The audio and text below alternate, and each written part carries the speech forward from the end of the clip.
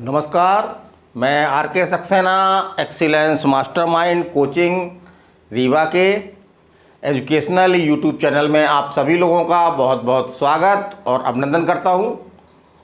और आज का वीडियो मेरा ये मध्य प्रदेश की जनगणना को लेकर के है। बहुत छोटा सा वीडियो है। जनरली हम क्या होता है, जीके में हम बहुत घबराते हैं, लगता है हम कितना सारा पढ़ लें, बहुत सारा है, तो इसको हम किस तरह से अपने पास रखें ताकि हम एग्ज़ाम में काम आ सके हमारे। तो एक बहुत बड़ी समस्या यही है कि कई लोग बोलते हैं कि सर जीके हमको याद नहीं होता है, तो एक आम समस्या है। और थंबनेल में हमने एक फ़ोटो लगाई है ताकि आप वीडियो देखने के लिए आएँ। यही ज़माना चल रहा है, दिखाइए कुछ, बताइए कुछ, लेकिन ऐसा बिल्कुल नहीं है। हम लगभग वही बताएंगे भी। तो हमने थंबनेल में आपके 3 गधे लगा रखे हैं, गधा नंबर 1, गधा नंबर 2, गधा नंबर 3, और लिख रखा है कि जब 3 गधे सक्सेना सर की क्लास में घुस गए तो क्या हुआ। तो देखें आप, मैं बताऊंगा वो। तो बात लॉकडाउन के पहले की थी। 3 अचानक, हम गधे ही बोलेंगे उनको क्योंकि प्यार से गधे ही बोलते हैं हम, फिर हम उनको आगे बढ़ा देते हैं, बात अलग है। तो आकर के काउंसलर नहीं थी, मैं क्लास में ले रहा था, जीके की हमारी क्लास चल रही थी, जीएस की। तो अचानक वो आए और हमारे क्लासरूम के दरवाजे में जो है वो खड़े हो गए। तो जैसा मैं करता हूँ कि ठीक है, अभी क्लास ले रहा हूँ, आपसे बात करूँगा, तब तक आप भी बैठ करके क्लास ले लें। तो कुछ नहीं लिए हुए थे, कोई पेन नहीं लिए थे, ना कापी थी उनके पास, बच्चों से कापी पेन दिलवाया। तो उन्हें थोड़ी देर के लिए मैं 3 गधे की संज्ञा दे रहा हूँ। कुछ हद तक ठीक भी है, क्योंकि आते ही बोले कि सर हमको जो है वो याद नहीं होता, हमको सब समझ में आता है, मैथ बन जाती है हमसे, लेकिन हमको जीके हमसे दिक्कत जाती है सर, हमको याद नहीं होता। तो हमने कहा तुम लोग तो गधे जैसी बात कर रहे हो, चलो तुम लोग गधे ही मान लेते हैं। तो चलिए, मैंने कहा मैं पढ़ाता हूँ आपको और देखता हूँ आपको कैसे याद नहीं होता है। तो चलिए मैं क्लास ले रहा हूँ। टॉपिक हमारा मध्य प्रदेश की जनगणना 2011। तो इसमें हमने 4-5 आंकड़े लिख रखे हैं जो आपके एग्ज़ाम में ज़रूर आते हैं। तो चलिए उसको हम कैसे तैयार करते हैं। मध्य प्रदेश की कुल जनसंख्या कितनी है आपकी? 7 करोड़। तो मध्य प्रदेश की जनसंख्या, हम भी क्या हैं, मध्य प्रदेश की जनसंख्या है, मतलब हम क्या हैं, हम साथी हैं, हम साथ हैं, हम साथ हैं। तो उससे आप बना लीजिए 7 करोड़, साथ बना लीजिए 7 करोड़। तो अपने आप आपको याद रहेगा ये 25 लाख, 7 करोड़ 25 लाख, इस तरह से याद कर लीजिए। फिर चलते हैं हम जनसंख्या घनत्व। तो घनत्व का मतलब क्या होता है? भीड़। अगर किसी क्षेत्र में ज़्यादा जनसंख्या है तो कितनी जनसंख्या है, तो हम उसको बोलते हैं जनसंख्या घनत्व। वो कैसे निकाला जाता है? प्रति वर्ग किलोमीटर में कितने व्यक्ति निवास करते हैं, वो कहलाता है आपका जनसंख्या घनत्व। तो जैसे हमको मध्य प्रदेश की निकालना है तो हम क्या करेंगे कि मध्य प्रदेश की कुल जनसंख्या में, जो मध्य प्रदेश जनसंख्या है ये 7 करोड़ 25 लाख, तो इसमें हम क्या करेंगे कि मध्य प्रदेश के कुल क्षेत्रफल का हम क्या करेंगे, भाग देंगे, और जो वह भागफल आएगा वो कहलाएगा आपका जनसंख्या घनत्व। तो घनत्व मतलब कि भीड़। तो कम से कम एक आदमी तो घनत्व नहीं हो सकता, तो 2 आदमी है, 3 आदमी है, तो उसी तरह हम बना रहे हैं। तो घनत्व मतलब कि 1 नहीं है, 2 हैं, तो 2। तो हम मालूम पड़ गया हमको कि 2 पहले आता है हमारे घनत्व में, जो है 2 आता है, तो 236 व्यक्ति प्रति वर्ग किलोमीटर हमारा जनसंख्या घनत्व है। तो इस तरह याद रखिए कि घनत्व माने 1 नहीं, 2, 3 और आगे 2, अगला अंक क्या है 3, और फिर 3, 2, 5 और 1 जोड़ देंगे तो क्या हो जाएगा 6, तो 236। फिर चलिए लिंगानुपात। लिंगानुपात कितना है? तो लिंगानुपात का मतलब होता है कि 1000 पुरुषों के पीछे जो है वो महिलाओं की संख्या कितनी है। 1000 पुरुषों के पीछे महिलाओं की संख्या। तो कैसे हम बात करें, लिंगानुपात। तो ये तो मालूम पड़ गया हमको कि 9 आ रहा है, तो यहाँ से हम बना सकते हैं कि 9 ना से शुरू होगा, 9 से। लिंगानु, ना मतलब नु, और ना मतलब 9, तो 930। प्रति 1000 पुरुष हमारे यहाँ पे जो है वो महिलाएं हैं। फिर चलिए अगला आंकड़ा देखते हैं हम। गधे बैठे हुए थे, 3 गधे क्लास में बैठा लिया था हमने, कुछ लिखने का प्रयास कर रहे थे। हमने कहा देखिए भूल के बताइएगा, कैसे भूलते हैं आप, पर ध्यान से देखिए क्लास में। तो अब आते हैं हम साक्षरता। मध्य प्रदेश की साक्षरता कितनी है? तो साक्षरता है आपकी 70.6%, 70.6%। तो 7 से साक्षरता 7 से 7, या 7 से साक्षरता 7 से 70। तो ये फिर हमको याद हो गया। और इस 7 में हम क्या करेंगे, एक जो है वो कम कर देंगे। एक हमने क्या किया, कम कर दिया, तो कितना आ गया, 6 आ गया। तो इस तरह आपका 70.6%। तो इस तरह आप साक्षरता दिमाग में रखिए। चलिए अगला हम चलते हैं। जनसंख्या 10 की वृद्धि दर।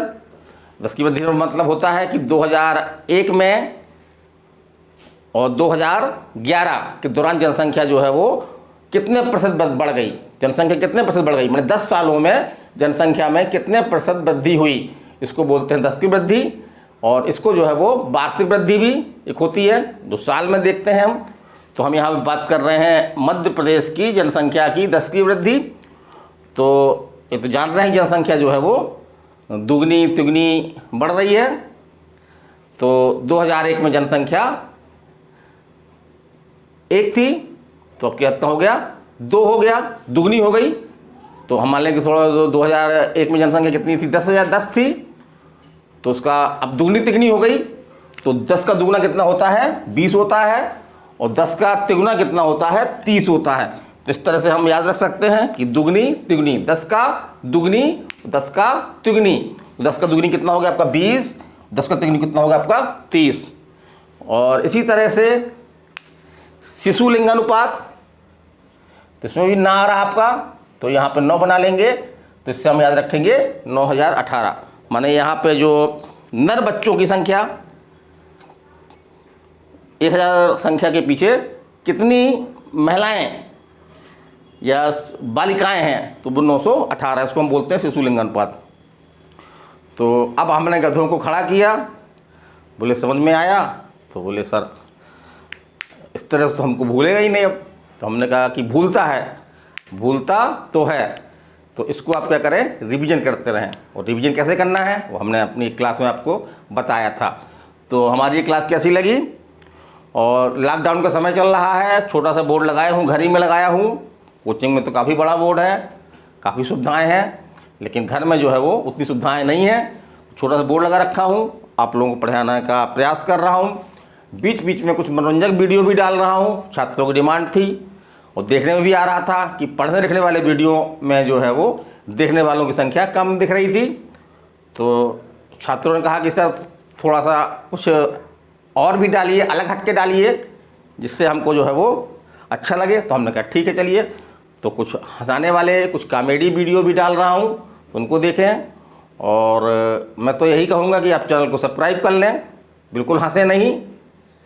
बहुत से लोगों से अगर मैं बोल भी देता हूँ एक हृदय के नाते, सहृदय के नाते, कि मैं तो मेहनत कर ही रहा हूँ, आप उस मेहनत का फ़ायदा उठाएं, तो वो हंसने लगते हैं और बोलते हैं सर कितने सब्सक्राइबर हो गए आपके, और 4 घंटे पूरे हुए कि नहीं हुए। तो हम कहते हैं भाई उसकी चिंता आप मत करिए कि 4000 घंटे हुए कि नहीं हुए, या 1000 से अधिक सब्सक्राइबर हुए कि नहीं हुए। आप तो ये सोचिए कि जो मैं मेहनत कर रहा हूँ उस वीडियो का आप जो है घर बैठे लाभ उठा सकते हैं। जो जनरली क्लास में हम देते हैं आपके वीडियो, उसी क्वालिटी के हम वीडियो आपको दे रहे हैं, उसी टाइप में हम आपको जो है वो इस तरह क्लास में पढ़ाते हैं, उसी तरह से हम आपको पढ़ा रहे हैं। थोड़ा ये है कि बच्चे बैठते हैं तो बच्चों से बातचीत हो जाती है, इसमें क्या बातचीत नहीं होती है, तो अच्छी बात है, समय हमारा बचता है। और उसकी जगह हम आपको जो है वो पढ़ाने में और चीज़ें बता सकते हैं। तो बच्चे हंसने लगते हैं, कुछ बच्चों को देखा हमने हंसने लगते हैं, तो उनके लिए एक कहानी है, एक पंडित जी ने हमको सुनाई थी, हमको अच्छी लगी, आप लोगों को बताना चाह रहा हूँ कि हमारा फ़ायदा चाहे ना हो, लेकिन दूसरे का फ़ायदा नहीं होना चाहिए। तो कोई ऐसा चीज़ है कि जिसमें दूसरे का फ़ायदा हो रहा है और हमारा फ़ायदा हो रहा, तो हम अपना फ़ायदा रोकने के लिए जो है वो अपना फ़ायदा तो हम भी रोक देते हैं कि सामने वाले का फ़ायदा ना हो। तो पंडित जी ने कहानी सुनाई, बहुत रोचक कहानी थी, अच्छी लगी, आप लोगों को भी सुनाना चाहता हूँ कि एक गांव में जो है वो एक पंडित जी रहते थे, काफ़ी पूजा पाठ में ध्यान देते थे, तो उन्होंने ठानी कि हम ब्रह्मा जी को जो है वो अपनी प्रार्थना से जो है वो खुश करेंगे। ठीक है, चाह थी मन में, जहाँ चाह है वहाँ राह है। तो उन्होंने ब्रह्मा जी की पूजा जो है वो शुरू कर दी। 1 साल बीत गए, 2 साल बीत गए, 3 साल बीत गए।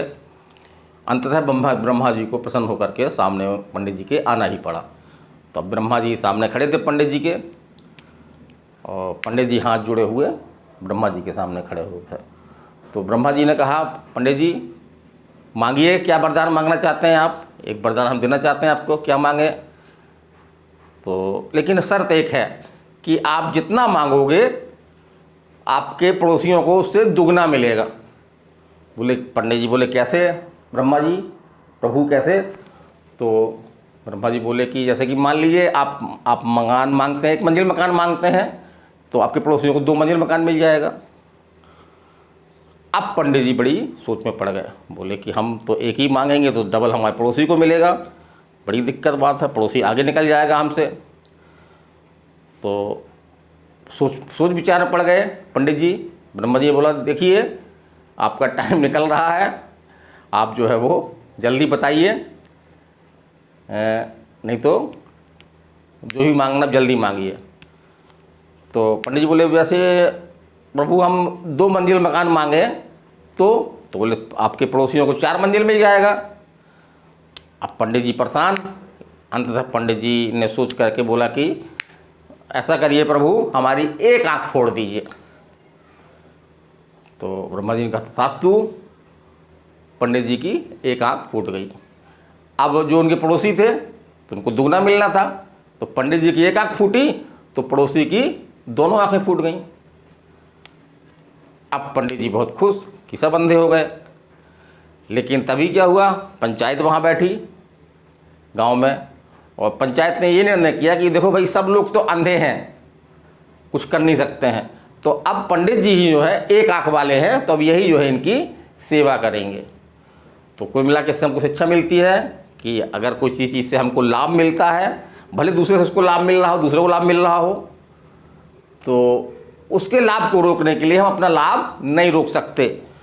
तो इससे ही शिक्षा मिलती है कि अगर हमारा YouTube चैनल है, ये हमारा क्या सबका है, आप लोगों के लिए मैं कर रहा हूँ सब। ये लॉकडाउन का समय चल रहा है, बहुत ज़्यादा दिमाग मानसिक स्थिति अच्छी होती नहीं है, पंखा वगैरह बंद करके बनाता हूँ, पसीना देखिए चल रहा होगा।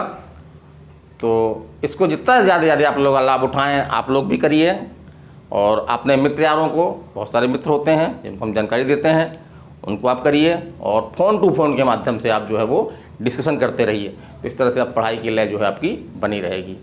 तो चलिए ठीक है, मैं RK Saxena, excellence mastermind coaching Rewa में कि एजुकेशन चैनल में आप सभी लोगों का पुनः स्वागत करते हुए अगले वीडियो तक जो है वो विदाई लेता हूँ।